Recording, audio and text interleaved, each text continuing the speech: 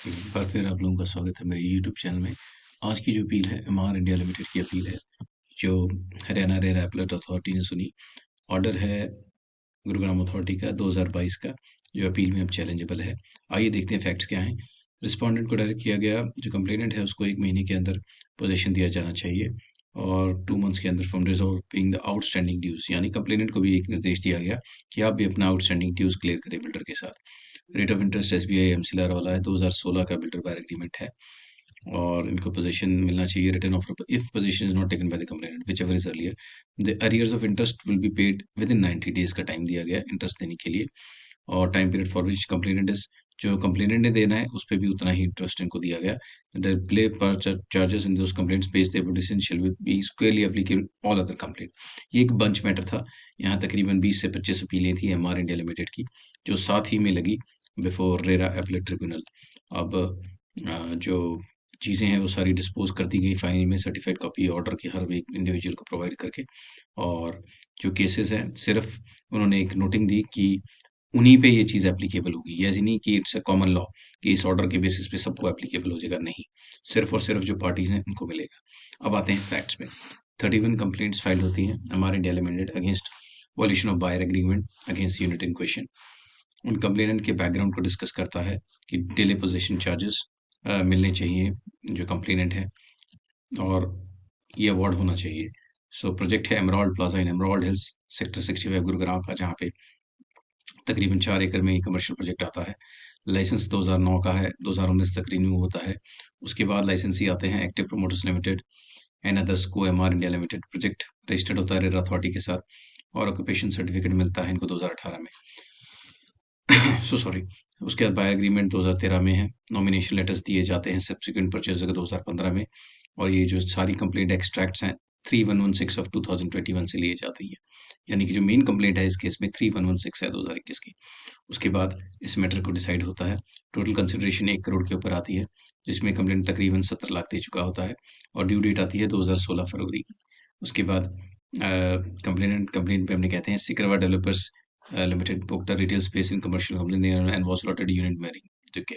एक और इसमें कंप्लेंट का कोट होता है, एक बिल्डर होते हैं उन्होंने कोट किया, Emaar MGF Land Limited transfer the size unit 2015 में ट्रांसफर हो जाता है इनिशिया सॉल्यूशंस प्राइवेट लिमिटेड, यानी इधर एक कंपनी सब्सिक्वेंट परचेजर बन जाती है after obtaining the concern of the previous developer.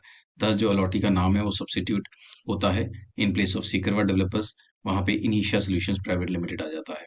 और 2013 का जो एग्रीमेंट था ओरिजिनल वाला, उसमें ये सारे रिप्लेस कर दिए जाते हैं, एंडोर्समेंट कर दी जाती है। उसके बाद क्लेम करती है प्रमोटर कंपनी की जो नॉमिनेशन कंफर्मेशन है 2015 में आता है एमएस इनिशिया सॉल्यूशंस के नाम पे। जो इनकी कंपनीज हैं उनका ग्रीवेंस क्या है कि जो उनको डिले पोजीशन है जब कन्वेंस डीड एग्जीक्यूट हुई है वो कम है, much less execute a conveyance deed in respect their offer. उन्होंने पहली बात तो डिले नहीं दिया, और डिले पोजीशन के लिए ये बात है जो बिल्डर है that respondent failed to register with RERA rules thus violating the provision. एक तो रेरा की रजिस्ट्रेशन जो मैंडेटरी थी उस टाइम पे ये नहीं किया इन्होंने जब ये बेच रहे थे, मगर RERA is in retroactive legislation, यानी कि सिर्फ और सिर्फ इनकम्प्लीट प्रोजेक्ट्स पे चलेगा। उसके बाद पोजीशन यूनिट का लिया गया, प्रोजेक्ट एमराल्ड प्लाजा में हैंडेड ओवर। उन्होंने प्रोजेक्ट का गुहार लगाया कि इनको पोजीशन दिया जाए, और 2016 से तकरीबन जो उनका डेट ऑफ पोजीशन वहां से इनको इंटरेस्ट देना चालू हो जाए। फिर रिस्पोंडेंट का रिप्लाई आता है कि ये कंपनी है, एक अलॉटी नहीं है, इनके डेवलपर्स का आपस में ये लेन देन है। सिकरवार ने आगे इनिशिया को बेचा और 2015 में ये ऑन रिकॉर्ड आए हैं, उससे पहले इनका कोई राइट नहीं बनता। सो ये जो वॉयलेशन है सेक्शन 18 के एक्ट की, ये नहीं बनती है। उन्होंने बिल्डर से गुहार लगाया कि this case is not made out, maintainability के ग्राउंड पे इसको उड़ा दिया जाए। उसके बाद जो आर्गुमेंट्स रहते हैं वो ये रहते हैं कि इनके जो बिल्डर्स के बीच में है उसमें एमओयू डिसाइड हुआ है, सो ये एक जेन्युइन अलॉटी नहीं है। इनकी जो ट्रांजैक्शन है this is a different transaction, ये कंप्लेनेंट और प्रमोटर की ट्रांजैक्शन नहीं है। फिर उन्होंने कहा कि जो डिस्काउंट है वो भी इनको हद से ज़्यादा मिला हुआ है, ऐसी तकरीबन 39 अलॉटमेंट्स की गई हैं। सो जो एपलेट कोर्ट है उनका ध्यान एमओयू के क्लॉज 2 की तरफ दिखाया जाता है, जहाँ पे लिखा है कि जो इनके कंसर्न्स क्लेम है एमजीएफटी एंटिटीज के, वो सारे एड्रेस कर दिए जाते हैं, उसके बाद ही एमओयू साइन होता है। Serious objection was thus raised regarding intenability of the complaint. MOU इनका 2017 का था और जितनी भी उनकी ऑब्लिगेशंस थी वो सारी इनकी इंटर से थी, यानी कि कंपनीज के बीच का मैटर था। उसके बाद एग्जीक्यूशन जो एमओयू की हुई है वो भी 2017 में हुई and was not denied by the complainant at any stage, यानी कि कंप्लेनेंट ने खुद माना कि जो उनका एमओयू था प्लॉट्स के रिलेटेड वो इनका साइन हुआ था रिस्पोंडेंट एंटिटीज से through execution of additional agreement deeds and documents. यानी कि जो बिल्डर बायर एग्रीमेंट है उसके एडिशन में एमओयू आया है, ट्रांसफर ऑफ यूनिट्स हुए हैं और MOU have superseded buyer agreement. जो उनका आर्गुमेंट ये था कि कंपनी का जो एमओयू है वो बिल्डर बायर एग्रीमेंट से सुपरसीड कर गया है, यानी कि अब एमओयू इज इन प्लेस। फिर उसके बाद कंपनी का हवाला दिया गया, जो एमजीएफटी है वो जॉइंट वेंचर है, एक्सरसाइज कंट्रोल करता है एमजीएफटी का। डिस्कवरी होल्डिंग्स प्राइवेट लिमिटेड में उनके एसोसिएट है। उनकी relevant financial statement has shown that जो एमजीएफटी इट्स अ रिलेटेड पार्टी, यानी ये कंपनीज की ट्रांजैक्शन थी। 39 यूनिट्स ऑलरेडी ट्रांसफर थे सिकरवर डेवलपर्स के और उनके नाम पे ही आगे ट्रांसफर हुए। Surprisingly in two transaction with Padampur Nirman the basic price was ₹1, preferential location charge and booking amount ₹1. So basic question this bench is faced with is whether jurisdiction authority under the act has been rightly invoked. So authority के सामने maintenance के ground पे एक question आया जहाँ पे जो charges थे, इवन जो कंसिडरेशन था वो एक रेलिवेंट नहीं था। सो अथॉरिटी ने माना कि ये जो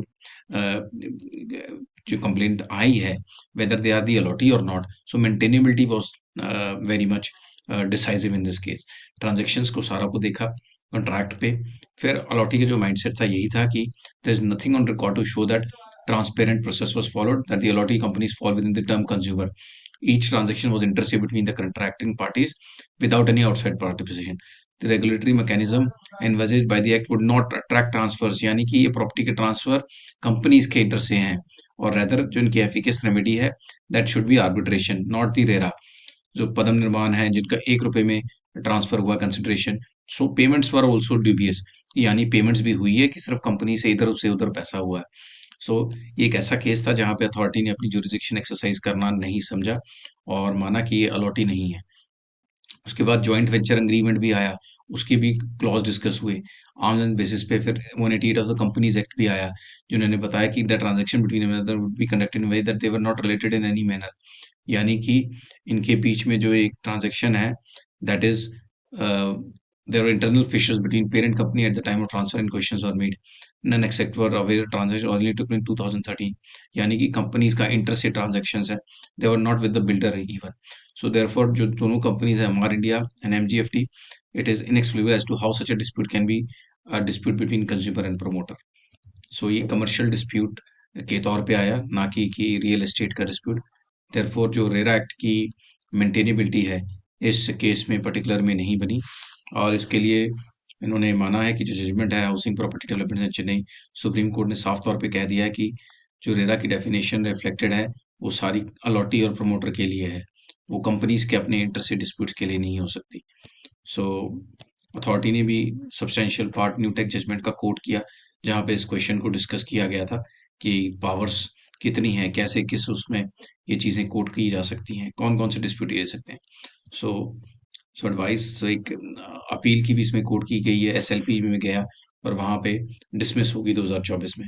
सो ये जो रजिस्ट्रेशन है even after occupation authority this in case the parent company instead sell the plots by complete process applied for registration. So इन्होंने कंपनी का ही माना मैटर ये और इसीलिए अपील को सारी को डिसमिस कर दिया कि यहाँ पे कोई भी जेन्युइन प्रमोटर नहीं है, इसीलिए इस अपील को जो बंच ऑफ मैटर्स थी इस सबको खारिज कर दिया गया।